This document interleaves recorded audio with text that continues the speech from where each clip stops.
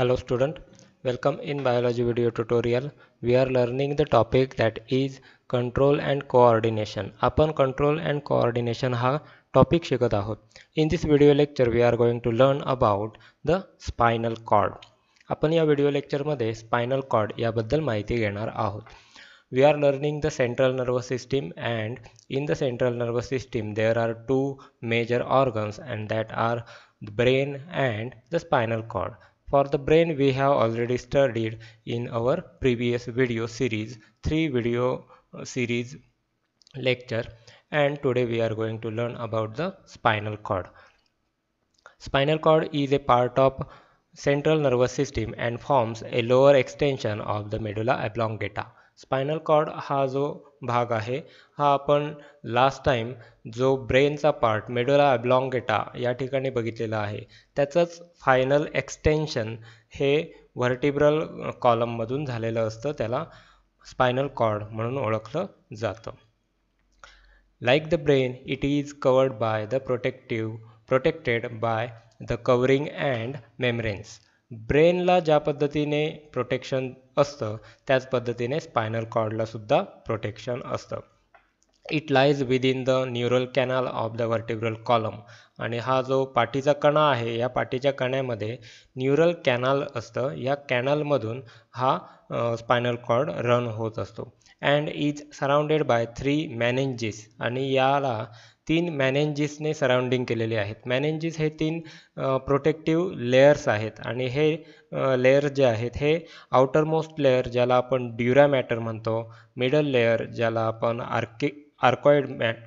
एरिकनॉइड matter असं म्हणतो, आणि जो इनर मोस्ट आहे त्याला पिया मॅटर म्हणून ओळखलं जातं. हे 3 लेयर्स या स्पायनल कॉर्डवरती प्रेझेंट असतात.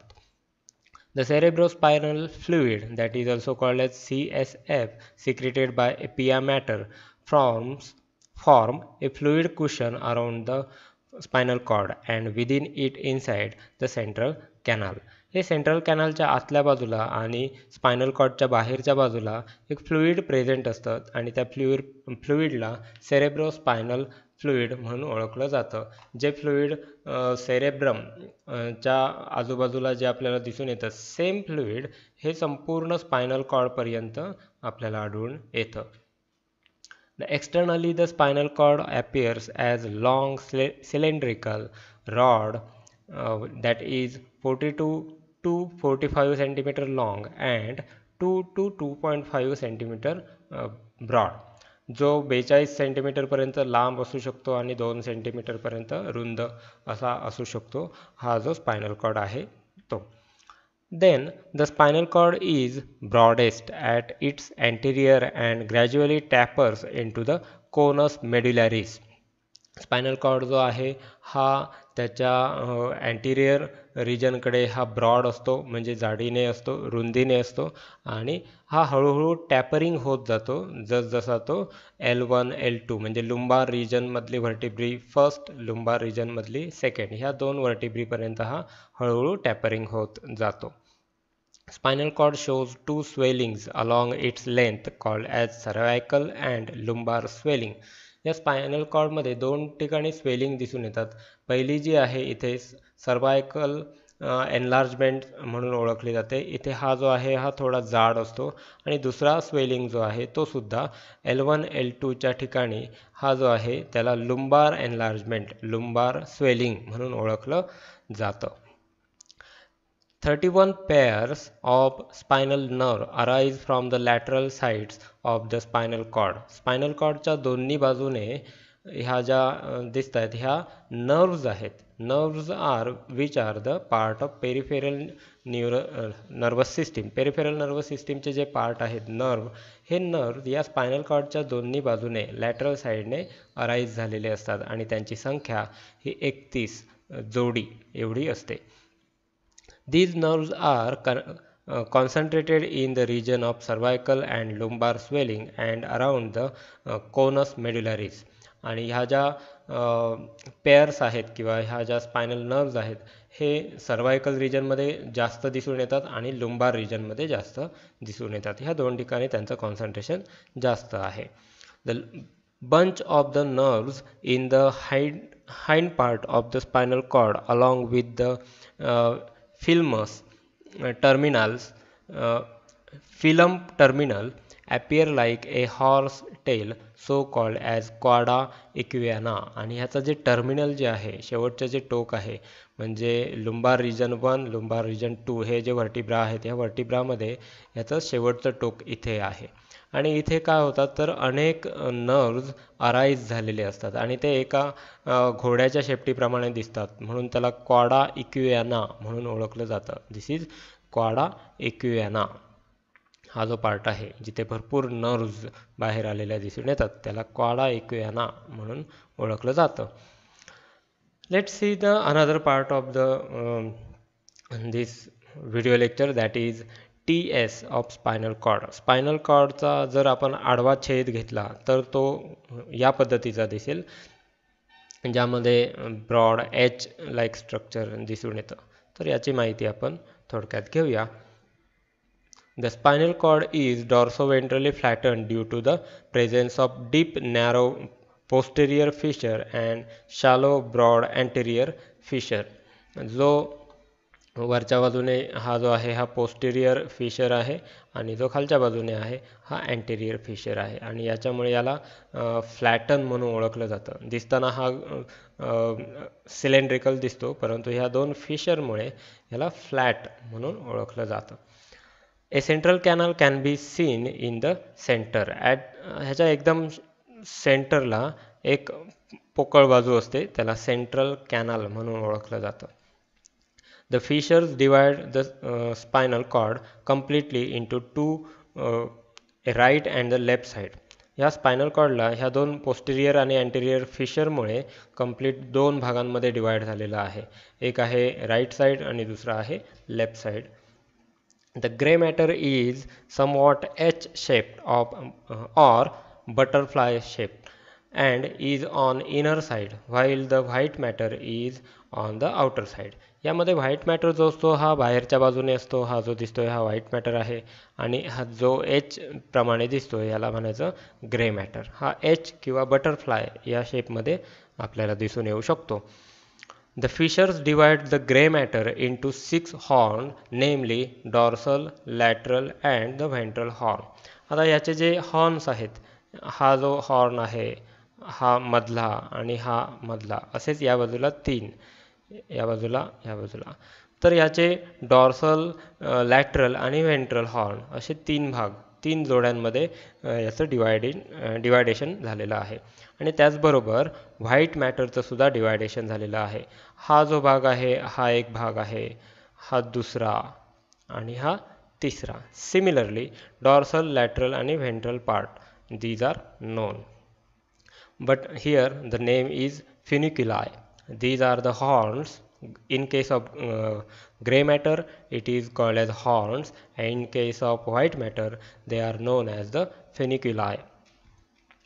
The dorsal and ventral horn extend out the spinal cord as a dorsal root and the ventral root. आणि हे जे डॉर्सल आणि व्हेंट्रल हॉर्न जे आहेत हे हॉर्न नेहमी डॉर्सल रूटमध्ये आणि व्हेंट्रल रूटमध्ये बाहेर एक्सटेंड झालेले असतात आणि ते पुन्हा अजून काही अंतरानंतर एकत्रित आलेले दिसून येतात. Of these, the dorsal root is connected to the dorsal root ganglion. आणि यापैकी जो डॉर्सल साईडचा जो रूट आहे हा रूट एका गँग्लियॉनला कनेक्टेड झालेला असतो आणि या गँग्लियॉनला डॉर्सल रूट गँग्लियॉन म्हणून ओळखलं जातं. It lies just outside the lateral to the spinal cord. आणि हा स्पायनल कॉर्डच्या बाहेरच्या बाजूला त्याची पोझिशन आहे. या ठिकाणी आपण बघू शकतो हा डॉर्सल रूट गँग्लियॉन आहे आणि हा जो डॉर्सल हॉर्न आहे हा त्याच्यातून जातो आणि नंतर पुढे हे दोन्ही नर्व्स हे एकत्रित येतात आणि मिक्स नर्व म्हणून पुढे ओळखली जाते. It has an aggregation, that is collection of the unipolar sensor neurons. आणि हे जे गँग्लियॉन्स आहेत यामध्ये काही युनिपोलार सेन्सरी न्यूरॉन्सचं कॉन्सन्ट्रेशन असतं. The association of inter neurons lies inside the grey matter. त्याचबरोबर जे ग्रे मॅटर असतं ह्या ग्रे मॅटरमध्ये इंटर न्यूरॉनचं असोसिएशन झालेलं दिसून येतं. they receive the signal from the sensory nerves, integrate it, and direct the response towards the motor neurons lying towards the ventral horn. आणि या ठिकाणी काय होतात तर हे जे इम्पल्सेस येतात हे सेन्सरी इम्पल्स या ग्रे मॅटरपर्यंत येतात आणि इथे काय केले जातात हे इंटिग्रेट केले जातात त्याच्या अनुसरून जे काही मोटार ॲक्टिव्हिटीज घडवून आणायच्या आहेत त्या मोटार ॲक्टिव्हिटीजसाठी व्हेंट्रल रूटकडून काय केले जातात तर इम्पल्सेस जनरेट करून त्या मोटार ऑर्गनपर्यंत पोहोचवले जातात. The lateral horn have neurons of the autonomic nervous system. आणि हे जे लॅटरल हॉर्न्स आहेत हे लॅटरल हॉर्न ऑटोनॉमिक नर्वस सिस्टीमला कनेक्टेड असतात. The nerves arising from these neurons emerge out from the ventral root of the spinal cord. आणि ह्या ज्या नर्व्स आहेत ह्या व्हेंट्रल रूटकडून बाहेर आलेल्या असतात. स्पायनल कॉर्डच्या व्हेंट्रल रूटकडून बाहेर आलेल्या असतात. The white matter consists mainly of the bundles of the myelinated nerve fiber called as ascending and descending tract. आणि हा जो व्हाईट मॅटर आहे हा व्हाईट मॅटर असेंडिंग आणि डिसेंडिंग ट्रॅक म्हणून ओळखला जातो. आणि या असेंडिंग डिसेंडिंग ट्रॅकमध्ये मायलिनेटेड नर्व फायबर्स प्रेझेंट असतात. आपल्याला माहिती आहे की मायलिनेटेड नर्व फायबर्स हे जास्तीत जास्त फास्ट काय करतात इम्पल्स कॅरी करायचं काम करतात. The ascending tract conduct the sensory impulses from the spinal cord to the brain and these lies in the dorsal column. आता यापैकी डॉर्सल कॉलम जो आहे वरच्या बाजूचा डॉर्सल कॉलम जो आहे या बाजूचा हा डॉर्सल कॉलम आहे. ह्या डॉर्सल कॉलममधून एक minute this side is dorsal side, this side is dorsal side. इथे आपल्याला हा जो कॉलम दिसतोय हा जो कॉलम आहे हा असेंडिंग ट्रॅक म्हणून ओळखला जातो.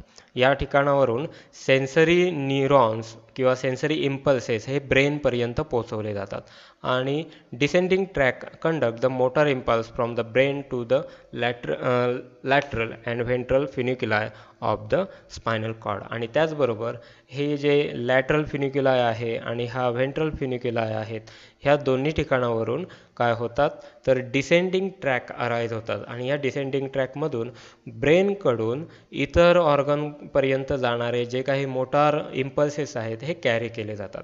म्हणजे थोडक्यात काय आहे ब्रेनकडे जाणारे जे नर्व्ज आहेत हे नर्व्ज डॉर्सल फ्युनिक्युलायमध्ये प्रेझेंट असतात, डॉर्सल कॉलममध्ये प्रेझेंट असतात. म्हणजे ब्रेनकडे जाणारे इम्पल्सेस आणि ब्रेनकडून येणारे इम्पल्सेस हे लॅटरल फ्युनिक्युलाय आणि व्हेंट्रल फ्युनिक्युलाय ह्या दोन्ही फ्युनिक्युलायमधून हे इम्पल्सेस येत असतात.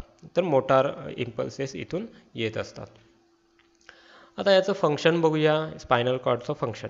The spinal cord is the main centre of the most reflex action. जास्तीत जास्त रिफ्लेक्स ॲक्शनचा सेंटर म्हणून स्पायनल कॉर्डला ओळखलं जातं कारण की तिथल्या तिथे ही क्रिया घडवून आणली जाते. ब्रेनपर्यंत इम्पल्सेस म्हणजे मॅक्झिमम इम्पल्सेस हे ब्रेनपर्यंत पोहोचवले जात नाही तर तिथल्या तिथे हे इम्पल्सेस इंटरप्रिट होतात आणि त्याच्याशी निगडीत असणाऱ्या ज्या हालचाली आहेत ह्या स्पायनल कॉर्डकडूनच कंट्रोल केल्या जातात. अशा हालचालींना रिफ्लेक्स ॲक्शन म्हणून ओळखलं जातं.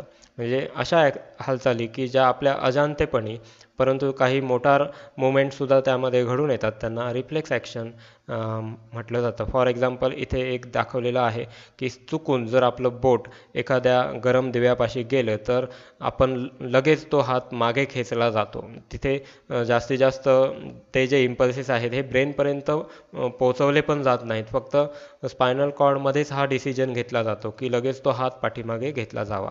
तर ह्या ज्या ॲक्शन्स आहेत ह्याला रिफ्लेक्स ॲक्शन म्हणून ओळखलं जातं. Functions of another function of the spinal cord, that is it provides the pathway of the conduction of sensory and motor impulses to and from the brain. जसं की मगाशी आपण बघितलं डॉर्सल कॉलम जो असतो त्या डॉर्सल कॉलमकडून सगळे सेन्सरी इम्पल्सेस ब्रेनपर्यंत जातात आणि लॅटरल आणि व्हेंट्रल कॉलमकडून हे ब्रेनकडून येणारे जे इम्पल्सेस आहेत हे ह्या लॅटरल आणि व्हेंट्रल कॉलममधून बाहेर येतात. तर हा काय करतो एक प्रकारचा पाथवे प्रोव्हाइड करतो ब्रेनपर्यंत जाण्यासाठी.